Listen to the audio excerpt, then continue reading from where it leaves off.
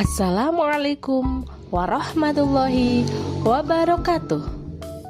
Belajar yuk bersama Bu Ulia. Kali ini kita akan membahas mengenai menguatkan iman dengan menjaga kehormatan, ikhlas, malu, dan zuhud. Yang pertama, menjaga kehormatan. Dalam bahasa Arab disebut dengan muru'ah. Muru'ah adalah proses penjagaan tingkah laku seorang agar sejalan dengan ajaran agama, menghiasi diri dengan akhlak terpuji dan menjauhi segala bentuk keburukan. Sikap muru'ah dibagi menjadi 3 macam, yaitu 1. Muru'ah terhadap diri sendiri. Yang kedua, muru'ah terhadap sesama makhluk. Yang ketiga, muru'ah terhadap Allah Subhanahu wa Ta'ala.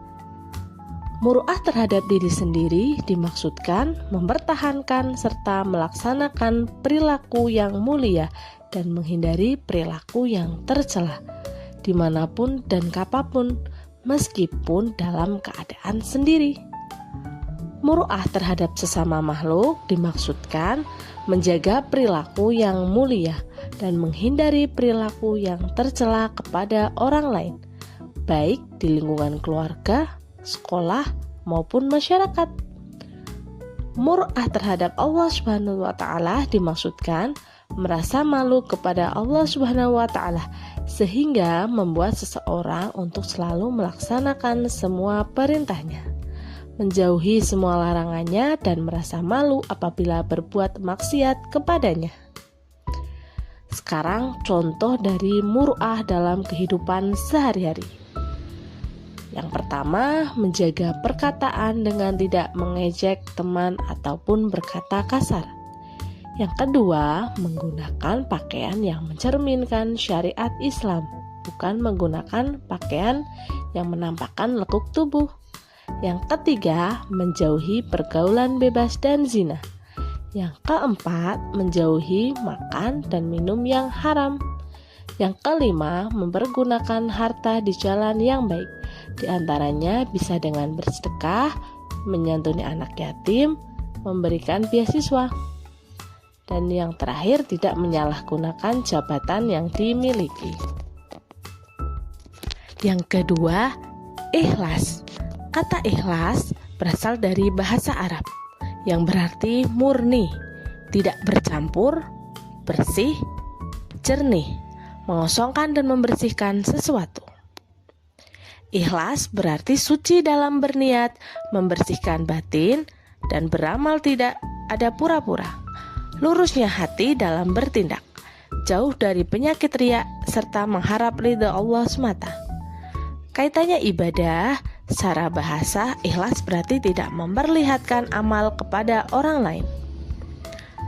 Ali Abdul Halim mengatakan bahwa ikhlas dapat dibagi menjadi 3 tingkatan. Yang pertama, orang awam atau umum, dan yang kedua, orang hawas atau khusus, dan yang ketiga, orang hawasul hawas atau excellent. Yang pertama, orang awam atau umum. Pada tingkatan ini seseorang beribadah kepada Allah Subhanahu wa Ta'ala dengan tujuan mencari dan menghitung keuntungan dunia dan akhiratnya.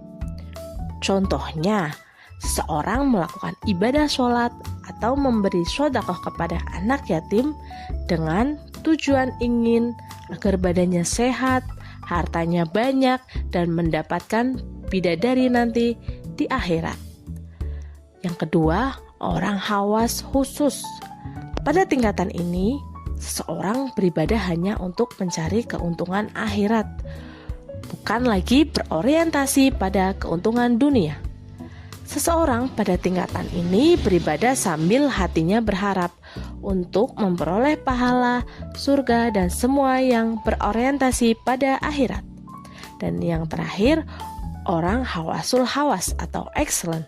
Seseorang masuk dalam tingkatan ini apabila ia beribadah tidak ada motivasi apapun kecuali mengharap ridho dari Allah Subhanahu wa Ta'ala.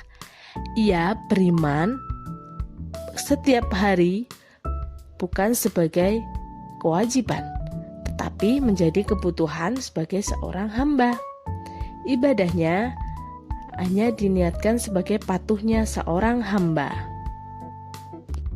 Yang ketiga, malu. Dalam bahasa Arab disebut kata al-haya. Malu disebutkan oleh Nabi Shallallahu Alaihi Wasallam sebagai cabang dari iman, karena dengan sifat malu seseorang dapat bergerak melakukan kebaikan dan menghindari keburukan. Jika ada seseorang yang tidak berani melakukan kebaikan, maka sebabnya bukanlah sifat malu yang dimilikinya, tetapi itu disebabkan sifat penakut dan kelemahan yang dimiliki seseorang tersebut. Demikian Imam Al-Nawawi menjelaskan dalam kitabnya Sahih Muslim. Kemudian, menurut Ibnu Hajar, penulis kitab Fath al-Bari, malu dibagi menjadi dua. Yang pertama, malu naluri atau garizah. Sifat malu yang Allah ciptakan pada diri hamba sehingga mengantarkan hamba tersebut melakukan kebaikan dan menghindari keburukan, serta memotivasi untuk berbuat yang indah. Inilah yang termasuk dari iman, karena bisa menjadi perantara memiliki derajat iman. Yang kedua, malu yang dicari atau dilatih. Istilahnya muktasab. Sifat malu ini ada kalanya bagian dari iman, seperti rasa malu sebagai hamba di hadapan Allah pada hari kiamat, sehingga menjadikannya mempersiapkan bekal untuk menemui Allah di akhirat nanti. Ada kalanya juga malu ini bagian dari ihsan, seperti malunya hamba karena adanya rasa takarub atau merasa selalu dalam pengawasan Allah. Inilah puncak dari macam-macam cabang iman. Dengan demikian, sifat malu sangat penting dimiliki oleh setiap manusia, karena dapat menjadi perantara meningkatkan keimanan sampai puncaknya. Yang keempat, zuhud. Zuhud berarti meninggalkan dari kesenangan dunia untuk lebih mementingkan ibadah. Orang yang melakukan zuhud disebut dengan zahid. Perilaku zuhud bukan berarti tidak memperhatikan urusan duniawi, atau bukan berarti tidak memiliki harta dan mengasingkan diri dari dunia. Para ulama menjelaskan bahwa hal tersebut bukanlah masuk dari zuhud.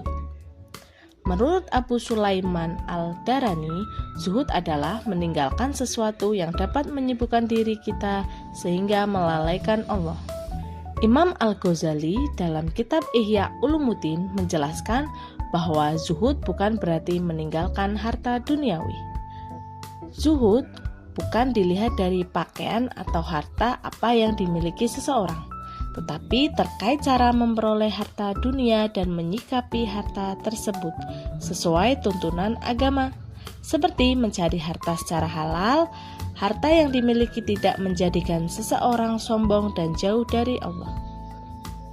Zuhud terhadap dunia sebagaimana yang diamalkan Rasulullah SAW dan para sahabat bukanlah mengharamkan hal-hal yang baik dan mengabaikan harta.